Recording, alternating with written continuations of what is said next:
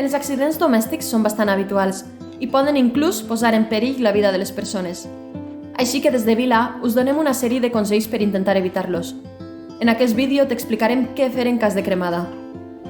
Per evitar cremades, situa els objectes calents com calefactors, planxes, torradores de pa, fora de l'abast i fes servir recipients de cuina amb aces i mànecs aïllants.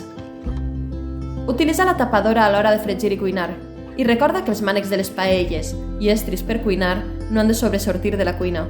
En cas de cremada, posa la cremada sota el xorro d'aigua de l'aixeta. Després, cobreix-la amb una gasa estèril i mantén la cremada neta rentant-la amb aigua i sabó.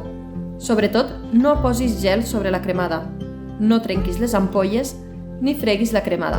Si és greu, truca al 112 i a Seguretat de la Vila, al 93 581 73 13.